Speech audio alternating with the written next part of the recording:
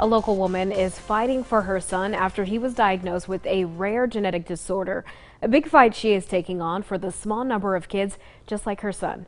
Tonight for our Everything Woman segment, Amber Smith. Kaysen was always so sweet. Like, he was just a sweet boy. Kaysen will always be remembered as this sweet boy, the boy who could make himself laugh and others around him smile. A sweet boy who changed his parents' lives the day he came into the world. Amber Smith is his mom. She's also mom to Sadie and another little boy named Connor. You may be wondering why Kaysen's face can only be seen through videos and this picture frame. He passed away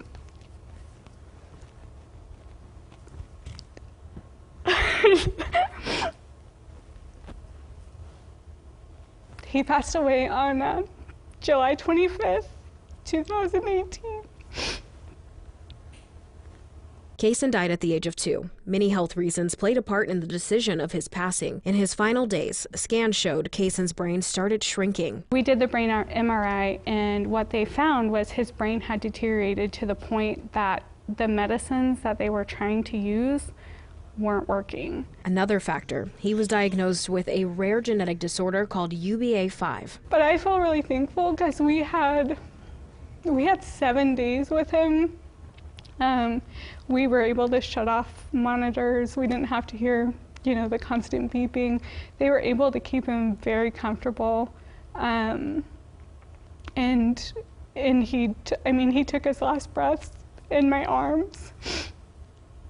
When Kaysen was a baby, Amber and her husband noticed something wasn't right.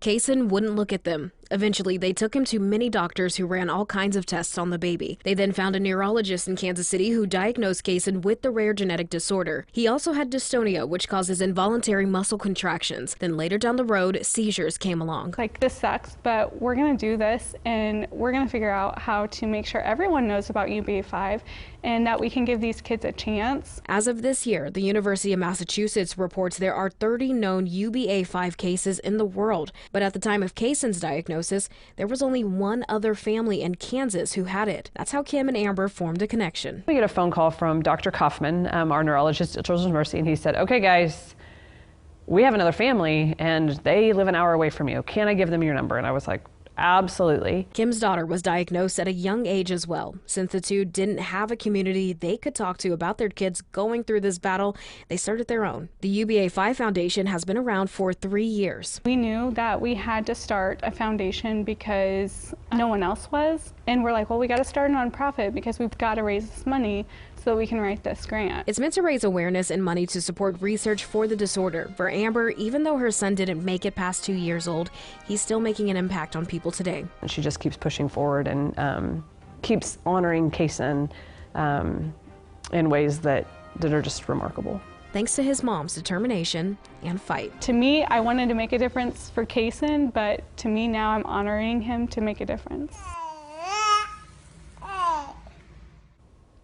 Now, the foundation is looking to raise $50,000 to start research for UBA5, and if you'd like to help Amber and her team, you can get a chance to do so soon. Now, there will be a UBA5 walk. That's going to be at Topeka Zoo on August 20th. You might want to mark that down, August 20th, Topeka Zoo, and we posted more information for you over on KSNT.com.